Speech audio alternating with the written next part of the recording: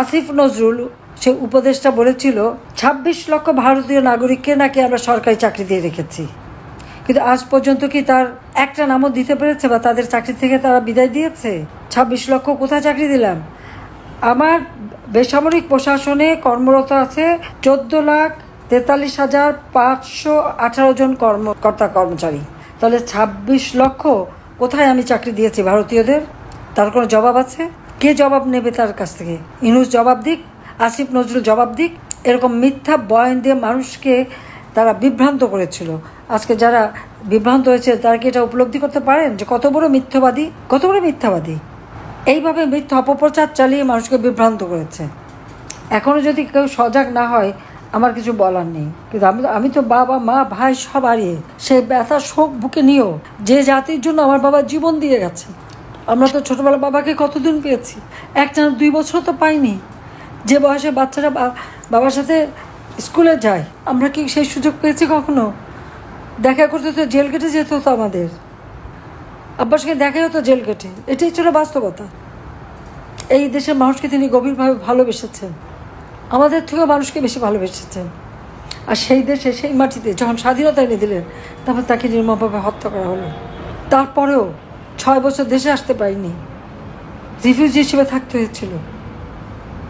পাসপোর্টটা পর্যন্ত জিয়াউর রহমান দেয়নি রেহানার।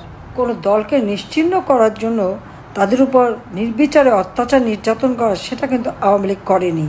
বরং সকলের মৌলিক অধিকার, গণতান্ত্রিক অধিকার আমরা নিশ্চিত করেছি। আমাদের সোশ্যাল সেফটি নেটে সেখানে আমরা যে তালিকা করেছি সেখানে কিন্তু আমরা দল দেখিনি। আমি যে ভূমিহীন গৃহহীন মানুষকে ঘরবাড়ি তৈরি করে দিয়েছি সেখানে কিন্তু কোনো দল দেখিনি। আমি যখন সরকার গঠন করেছি, আমার সরকার জনগণের কল্যাণেই কাজ করেছে, জনগণের জন্য, কোনো একটা দলের জন্য না।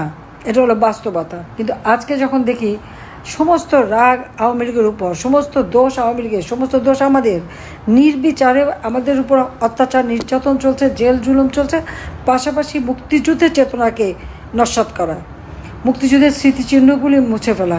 আজকে বাংলাদেশের অবস্থাটা কি? এই মুহূর্তে আপনারা দেখেন দেশটা অচল। কেন? সরকারি কর্মচারীদের যে দুরবস্থা, তাদের চাকরি খাবার জন্য এক অধ্যাদেশ জারি, তার উপর অর্থনৈতিক অবস্থা কি অবস্থা? আজকে আমাদের ব্যবসায়ীরা নিজেরাই বলছেন যে 2 মাসের মধ্যে 50% শিল্প বন্ধ হয়ে যাবে। ইতিমধ্যে প্রায় 1100 শিল্প কলকারখানা বন্ধ, একে গার্মেন্টস বন্ধ, শ্রমিকরা চাকরি হারিয়ে তারা কোথায়? মেয়েরা ঘরে ফিরে যাচ্ছে কাঁদতে কাঁদতে। আজকে দেশের অবস্থাটা কি? যে কোনো একটা ঘরের মধ্যে বাড়িতে ঢুকে যে কি তারা সমন্বয়ক, এখন আবার সেটা নতুন পার্টি হয়েছে এনসিপি আর বিএনপি জামাত, এরা মিলে সেখানে নির্যাতন, লুটপাট, কারো বাড়িতে ঢুকে লুটপাট করা, মারা, অত্যাচার করা। এটা কোন ধরনের কাজ? এটা কোন গণতান্ত্রিক ধারা? এটা কোন স্বাধীনতা? সেটাই তো প্রশ্ন। এবং নির্বিচারে কারো কোনো নিরাপত্তা নাই, যখন যাকে খুশি তাকেই হয়রানি, তাকেই গ্রেপ্তার, তার উপরে নির্যাতন সেটা চালিয়ে যাচ্ছে। অর্থনীতি সম্পূর্ণভাবে ধ্বংসের দিকে। তার উপরে একের পর এক কালো আইন জারি করে যাচ্ছে। তাদের আইন জারি করার অধিকারটা কে দিয়েছে? ডক্টর ইউনূস এবং তার ওই উপদেষ্টারা কি জনগণের ম্যান্ডেট নিয়ে ক্ষমতা এসেছে? তারা তো এসেছে জঙ্গিদের সহায়তায়, সন্ত্রাসীদের সহায়তায়, খুনিদের সহায়তায়। সেটা তো প্রমাণ হয়েছে। কারণ ক্ষমতা আসার সাথে সাথে যত জঙ্গি, সন্ত্রাসী, খুনি যাদেরকে আমরা বিচার করে কারাগারে বন্দি করেছিলাম সবাইকে মুক্তি দিয়ে দিয়েছে, জেলখানা খুলে দিয়েছে, সব স্রোতের মতো বেরিয়ে গেছে। আর জেলখানা ভরেছে কাদের নিয়ে? মুক্তিযোদ্ধা, মুক্তিযোদ্ধা সপক্ষ শক্তি, আওয়ামী লীগের নেতাকর্মী, তাদেরকে দিয়ে আজ জেল ভরেছে। প্রায় 5 লক্ষের উপর শুধু মামলা এবং আসামি।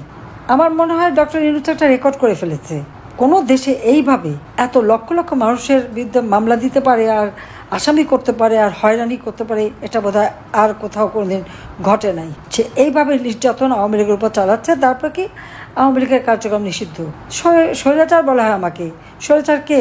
আপনারা দেখেছেন সরকারি কর্মচারীদের আইন একটা অধ্যাদেশ করা হয়েছিল 79 সালে। সেটাকে আমরা আইনে পরিণত করি। এটা কোর্টের একটা অর্ডার ছিল, কারণ সামরিক শাসকদের ক্ষমতাকে অবৈধ ঘোষণা করা হয়েছিল। সেইখান থেকে আমরা আইনটা করে দিই। কিন্তু সেই আইনকে বাদ দিয়ে ওই 79-এর অধ্যাদেশের সূত্র ধরে একটা অধ্যাদেশ জারি করেছে।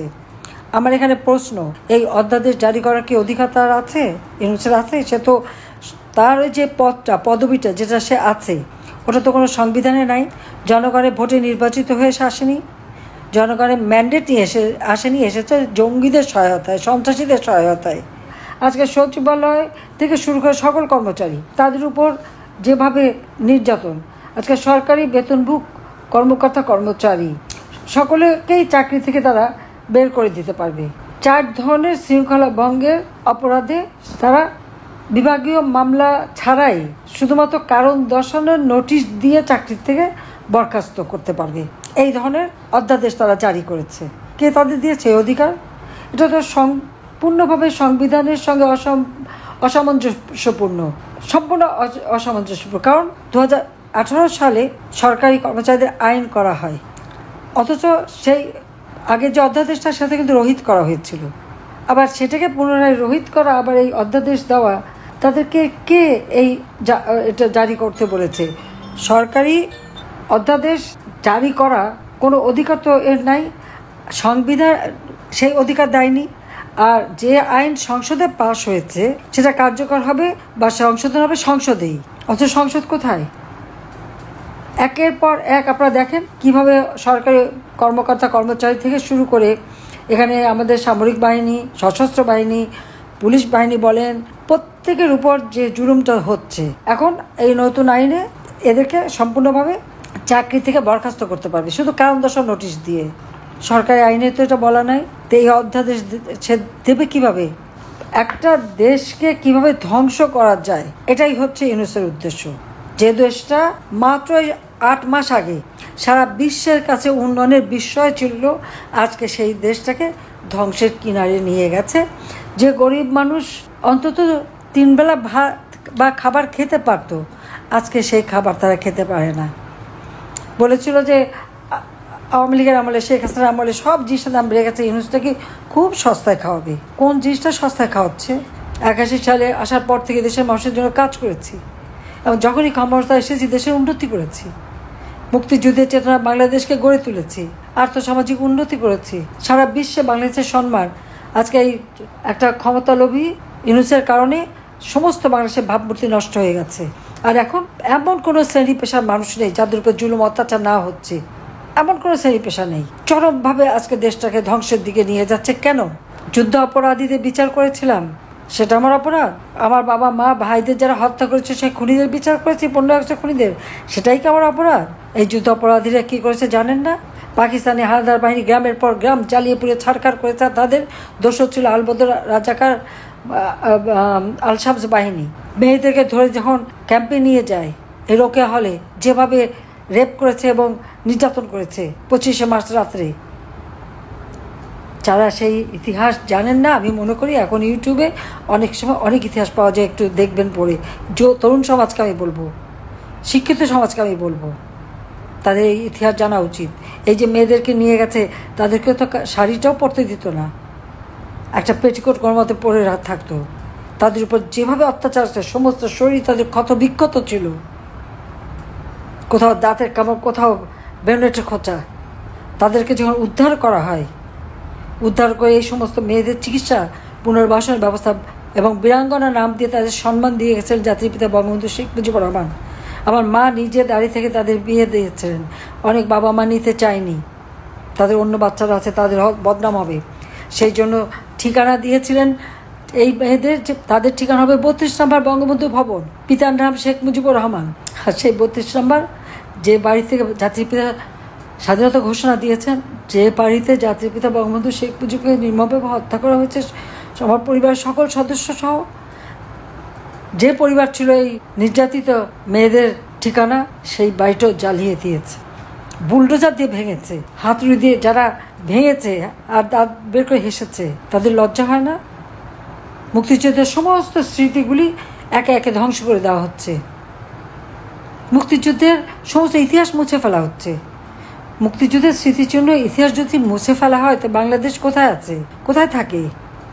বাংলাদেশ নামটাও তো বঙ্গবন্ধু শেখ মুজিবের দেওয়া। যাক, আমি আর সময় নিতে চাই না।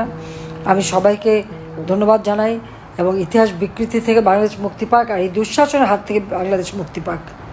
যত আমাদের বন্দী আছে সবাইকে মুক্তি দিতে হবে, সমস্ত মিথ্যা মামলা প্রত্যাহার করতে হবে।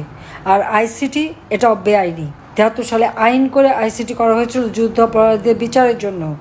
এখানে ইউনূসের কোনো অধিকার নাই, ওই আইন সংশোধন করবে একটা অবৈধ ক্ষমতাধারী, আর সেখানে বিচার করবে আর শাস্তি দেবে। সাংবিধানিকভাবে নীতিগতভাবে তার কোনো অধিকার তাদের নাই। বরং যারা এই অপকর্মগুলি করেছে তাদের বিচারই বাংলার মাটিতে হবে একদিন। যারা এই আইসিটি নিয়ে আজকে লাফালাফি করছেন, আমাদের বিরুদ্ধে মামলা দিচ্ছেন, শাস্তি দেবেন, একদিন শাস্তি তাদেরকে পেতে হবেই ইনশাল্লাহ।